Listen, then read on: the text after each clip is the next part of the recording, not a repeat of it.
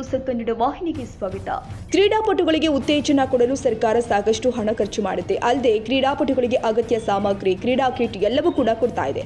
ಆದರೆ ಯಾದಗಿರಿ ನಗರದ ಜಿಲ್ಲಾ ಕ್ರೀಡಾಂಗಣದ ಕೊಠಡಿ ಒಂದರಲ್ಲಿ ರಾಶಿ ಸಾಮಗ್ರಿ ತುಕ್ಕು ಹಿಡಿತಾ ಇದೆ.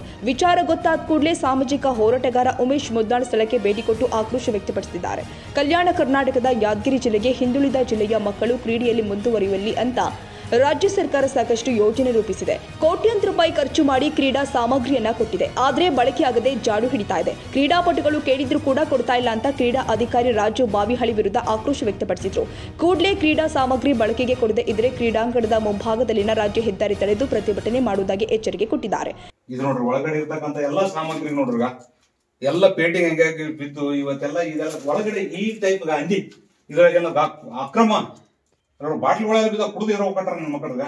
ಇದಕ್ಕೆಲ್ಲ ಕಾರಣ ಯಾರು? ಚೊಚ್ಚಲ ಬಂದಿರತಕ್ಕಂಥ ಸಾಮಗ್ರಿಗಳನ್ನ ಈ ಜನ ಯಾವ್ದೋ ಕ್ರೀಡಾಪಟುಗಳಿಗೆ ಏನೋ ಟೇಬಲ್, ಬಾಸ್ಕೆಟ್ ಬಾಲ್ ಅಲ್ಲಿ ಗ್ರೌಂಡ್ ಕಾಣ್ತಾ ಇಲ್ಲ. ಇದಿದ್ರೆ ಅಟ್ಲೀಸ್ಟ್ ಮಕ್ಕಳನ್ನ ನೋಡಿಕೆ ವಾಕಿಂಗ್ ಬಂದಾಗ ನೋಡಿ ಖುಷಿ ಪಡ್ತಾರ.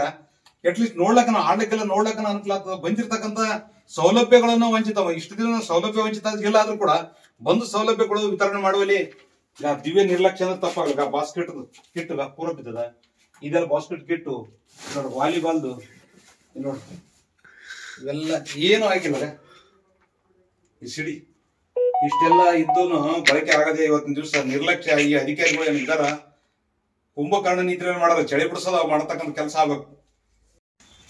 2016 ಬಂದಿರತಕ್ಕಂಥ ಸಾಮಗ್ರಿ ಇವಾಗ 2025 ಇನ್ನೂವರೆಗೆ ಕೋಳೆ ಇದು ಆಗ್ತಾ ಇದೆ. ಗಬ್ಬು ಅಂದ್ರೆ ನಾಶ ಆಗ್ತಾ ಇದೆ ಹೊರತು ಒಬ್ರು ಕ್ರೀಡಾಪಟುಗಳಿಗೆ ಅದು ಯೂಸ್ ಮಾಡಕ್ಕೆ ಬಳಸಿಲ್ಲ. ಮತ್ತೆ ಜೊತೆಲಿ ಬಹಳಷ್ಟು ಕ್ರೀಡಾಪಟುಗಳು ಬಂದು ಈ ಅಧಿಕಾರಿಗಳಿಗೆ ಬಂದು ರಿಕ್ವೆಸ್ಟ್ ಮಾಡೋದು, ಸರ್ ಒಂದು ಸಾಮಗ್ರಿ ಯಾವ್ದೋ ಒಂದು ಸಾಮಗ್ರಿ ಕೊಡಿ, ನಮ್ಮ ಕ್ರೀಡಾಗೆ ಟ್ರೈನಿಂಗ್ ಮಾಡಕ್ಕೆ ಆಯ್ತು, ಅಟ್ಲೀಸ್ಟ್ ಒಂದು ಕಾಂಪಿಟೇಷನ್ ಯೂಸ್ ಮಾಡಕ್ ಕೊಡಿ ಅಂದ್ರೆ ಕೊಡ್ಲಿಲ್ಲ. ಆದ್ರೆ ಇವತ್ತು ರಿಯಾಲಿಟಿ ಏನ್ ಗೊತ್ತಾಗ್ತದೆ, ಒಂದ್ ಎಲ್ಲ ರೂಮಲ್ಲಿ ಬಹಳಷ್ಟು ಸಾಮಗ್ರಿ, ಎಕ್ಸಾಂಪಲ್ ಬಾಸ್ಕೆಟ್ ಬಾಲ್ ಸಂಬಂಧಪಟ್ಟಂತ ಕ್ರೀಡಾ ಅದು 100 ಲೆಕ್ಕದಲ್ಲಿ ಇದೆ. ಜೊತೆಲಿ ಹಡಲ್ಸ್ ಇರ್ಬೋದು, ಬಾಲಿಂಗ್ ಮಷಿನ್ ಇರ್ಬೋದು, ಅದೇ ತರ ಮ್ಯಾಚ್ಗಳು ಇರ್ಬೋದು, ಆಮೇಲೆ ಜಿಮ್ ಬಹಳಷ್ಟು ಸಾಮಗ್ರಿ ಹಾಗೆ ಕೋಳೆ ಆಗ್ತದೆ ಹೊರತು ಯೂಸ್ ಮಾಡಕ್ಕೆ ಇನ್ನೂವರೆಗೆ ಬಿಡ್ಲಿಲ್ಲ. ಯಾಕೆ ಬಿಡ್ಲಿಲ್ಲ ಅಂದ್ರೆ ಅವ್ರದ್ದು ಒಂದು ಇಂಟೆನ್ಸಿಟಿ ಇದೆ, ಹಾಳಾದ್ರೆ ಪರವಾಗಿಲ್ಲ ಆದ್ರೆ ಕ್ರೀಡಾಪಟುಗಳು ಕೊಡಬಾರ್ದು ಅಂತ ಹೇಳಿ. ಇದೇ ತರ ಮೈಂಡ್ ಸೆಟ್ ಇದ್ರೆ ನಾಳೆ ದಿವಸ ಎಲ್ಲ ಕ್ರೀಡಾಪಟುಗಳು ರಸ್ತೆ ಬೀದಿ ಮೇಲೆ ಬಂದು ಒಂದು ಪ್ರತಿಭಟನೆ ಮಾಡ್ತಾರೆ. ಇವ್ರಿಗೆ ಒಂದು ಇದು ಆಗ್ಬೇಕು ಅಂತ ಹೇಳಿ ನಾವೊಂದು ಪ್ರಯತ್ನ ಪಡ್ತಾ ಇದ್ವಿ. ಸರ್, ನಾವು ಕಾಣ್ತಾರೆ ಫುಟ್ಬಾಲ್ ಕೋಚಸ್ ನಾವು. ಸರ್, ಯಾದಗಿರಿ ಡಿಸ್ಟ್ರಿಕ್ಟ್ ನಲ್ಲಿ ಫಸ್ಟ್ ಆಫ್ ಆಲ್ ಚೆನ್ನಾಗಿ ಗ್ರೌಂಡ್ ಇಲ್ಲ.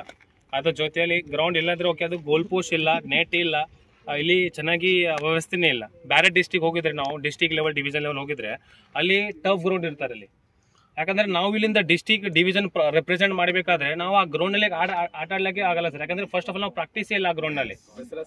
ದಸರಾ ಸಿಚುವೇಶನ್ ದಲ್ಲಿ ಇಲ್ಲಿ ಫಸ್ಟ್ ಆಫ್ ಆಲ್ ಕಟ್ಟಿಗೆ ಹಾಕಿಸಿ ನಾವು ಇಲ್ಲಿ ಹಗ್ಗ ಕಟ್ಟಿಗೆ ಹಾಕಿ ನಾವು ಗೋಲ್ ಪೋಸ್ಟ್ ಮಾಡ್ತೇವೆ. ಆದ್ರೆ ನಮ್ಗೆ ಬೇಕಾದ ಗ್ರೌಂಡ್ ಬೇಕು. ಇಲ್ಲಿ ಯಾದಗಿರಿ ಡಿಸ್ಟ್ರಿಕ್ಟ್ ನಲ್ಲಿ ಟಫ್ ಗ್ರೌಂಡ್ ಬೇಕು. ಯಾಕಂದ್ರೆ ನಮ್ಮ ಯಾದಗಿರಿ ಡಿಸ್ಟ್ರಿಕ್ಟ್ ನಲ್ಲಿ ಸುಮಾರು 700-800 ಹುಡುಗರು ಇದ್ದಾರೆ ಫುಟ್ಬಾಲ್ ಆಡೋರು. ಮ್ಯಾಕ್ಸಿಮಮ್ 1000 ಇದ್ದಾರೆ. ಅಷ್ಟು ಹುಡುಗರು ನಾವು ಇಲ್ಲಿ ದಸರಾ ಸ್ಪೋರ್ಟ್ಸ್ ನಾವು ಪಾರ್ಟಿಸಿಪೇಟ್ ಮಾಡ್ತೀವಿ. ಮತ್ತೆ ಮುಂದಿನ ದಿನದಲ್ಲಿ ಸರ್ ಈ ತರ ಗ್ರೌಂಡ್ ಇದ್ರೆ ನಾವು ಮುಂದಿನ ಹುಡುಗರಿಗೆ ನಾವು division level, state level, national level ತನಕ ನಾವು ಕರ್ಕೊಂಡು ಹೋಗ್ಬೋದು ಸರ್. ಕ್ರೀಡಾಂಗಣ ಒಳಭಾಗದಾಗಿರ್ತಕ್ಕಂಥ ಯಾವುದು ಗೋದಾಮ್, ಆ ಆಟದ ಕ್ರೀಡಾಪಟುಗಳಿಗೆ ಏನದ ಕ್ರೀಡಾ ಸಾಮಗ್ರಿಗಳು ಒಳಗಡೆ ಬಂದು ಕೊಳಿತಿದಾವ.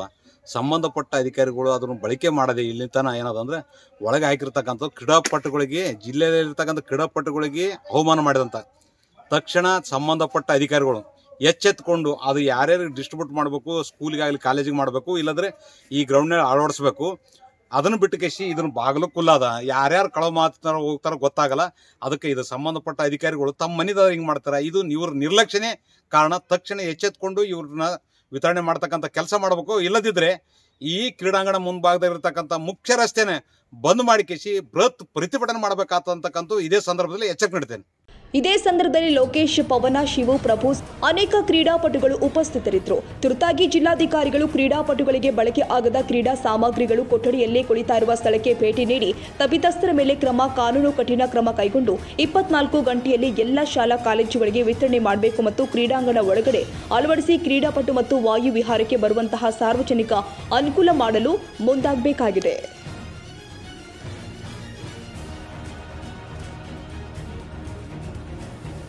ತಾಜಾ ಸುದ್ದಿಗಾಗಿ MTV ನ್ಯೂಸ್ 24x7ಗೆ ಸಬ್ಸ್ಕ್ರೈಬ್ ಮಾಡಿ ಮತ್ತು ಬೆಲ್ ಐಕಾನ್ ಅನ್ನು ಒತ್ತಿ. ತಪ್ಪದೇ ಲಿಂಕ್ ಶೇರ್ ಮಾಡಿ.